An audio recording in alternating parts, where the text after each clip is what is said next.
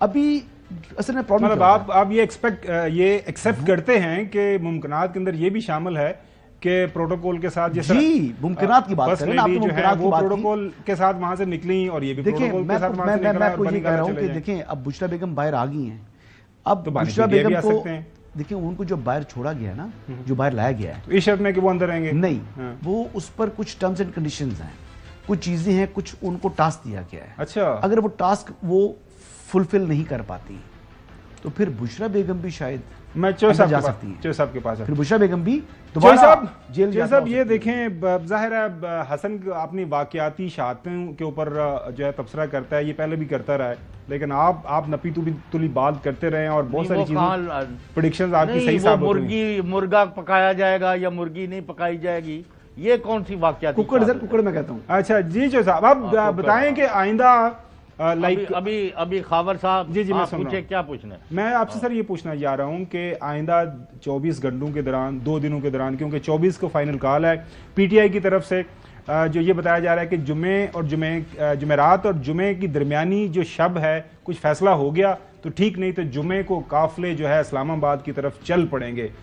ہم 24 کو جشن منا رہے ہیں یا پھر 24 کو کچھ اور ساڑھے واسطے تسی اسلام آباد پلان کیتا ہوا ہے؟ چوہے صاحب ابھی 1-2 منٹ نا پھر خاموش ہو. میں خاموش ہے، اس کو بھی میں نے خاموش کر دیا، حسن کو بھی میں خاموش ہوں. نہیں کل Ali Amin Gandapur chief minister K P K along with so call chairperson of P T I barrister Gohar Khan, وہ ان کی اسپیشل میٹنگ ہوتی ہے اسپیشل ارینجمنٹس کے تحت، اور 2 گھنٹے وہ بانی چیئرمین کے ساتھ وہاں جیل میں مذاکرات کرتے ہیں، اور اس کے بعد ہر طرف سے کنفرمڈ رپورٹ یہ آئی ہے کہ ہمارے یہ 3 مطالبے ہیں، اور خان نے ان کو کہا کہ جا کے مذاکرات، you are allowed to hold negotiation.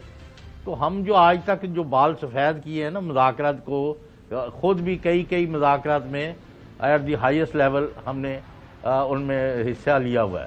تو میں آپ کو یہ عرض کر سکتا ہوں کہ یہ پہلے علی امین اور گوہر خان سے رابطہ کیا گیا، انہیں کہا گیا یہ پیرامیٹرز ہیں، یہ لائنز ہیں، یہ آپ چاہ رہے ہیں، یہ ہم چاہ رہے ہیں، یہ فلانے مخالف چاہ رہے ہیں، تو جا کے آپ اپنی ریزالو کر کے آئیں، مینڈیٹ لے کے آئیں کہ آپ کتنی دور جا سکتے ہیں، کتنی دور نہیں جا سکتے.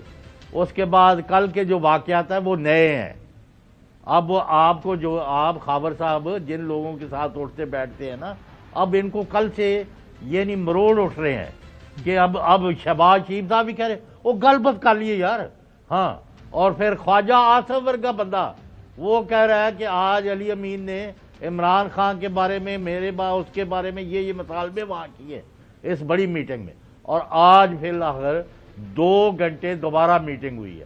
اس کا مطلب یہ ہے کہ اصولی طور پر بات چیت کے ذریعے معاملات کو حل کرنے کا فریقین کے درمیان، اب میں فریقین کو ڈسکس نہیں کر رہا، بالکل صحیح، کے درمیان ایک طرح کے ٹیسٹ، ایک سٹل، ایک اصولی جو ہے یعنی پوائنٹس طے ہو گئے کہ ہونے ہیں.